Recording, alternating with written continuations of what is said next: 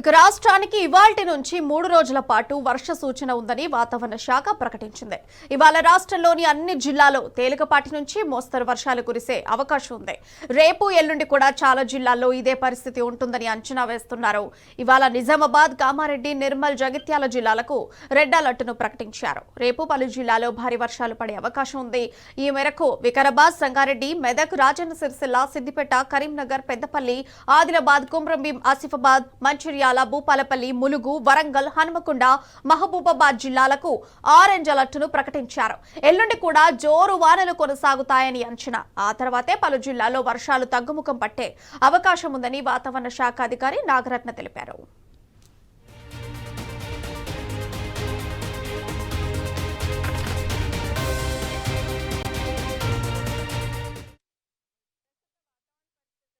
చూసినట్లయితే నిన్నటి వరకు కొనసాగుతూ ఉన్నటువంటి తీవ్ర అల్పపీడనం ఈ రోజు ఉదయం అది బలహీనపడి అదే ప్రదేశంలో దక్షిణ ఒడిశా ఆ ప్రాంతాల్లోని అల్పపీడనంగా కేంద్రీకృతమయ్యింది. దీని అనుబంధంగా ఉన్నటువంటి ఉపరితల ఆవర్తనం 7.6 కిలోమీటర్ల ఎత్తుగా కొనసాగుతుంది.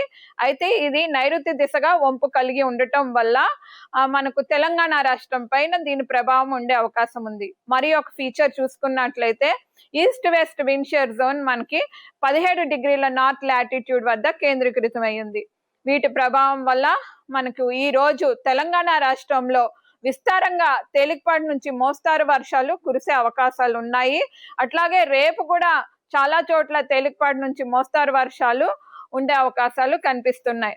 అయితే ఈ రోజు తెలంగాణ రాష్ట్రానికి రెడ్ వార్నింగ్, రేపు ఎల్లో వార్నింగ్ జారీ చేయగా ఈ రోజు తెలంగాణ రాష్ట్రంలో 4 జిల్లాలైనటువంటి నిజామాబాద్, కామారెడ్డి, నిర్మల్, జగిత్యాల ప్రాంతాలకు రెడ్ వార్నింగ్స్ జారీ చేయగా దాని సరిహద్దు జిల్లాలైనటువంటి వికారాబాద్, సంగారెడ్డి, మెదక్, రాజన్న సిరిసిల్ల, సిద్దిపేట్, కరీంనగర్, పెద్దపల్లి, ఆదిలాబాద్, కుమరంభీం, మంచిర్యాల్, ఇలా తూర్పు జిల్లాలు చూసుకుంటే జయశంకర్, భూపాలపల్లి, మూల్గు, వరంగల్, హన్మకొండ, అట్లాగే ఈ మహబూబాబాద్ ప్రాంతాలకు heavy to very heavy orange warning జారీ చేయడం జరిగింది.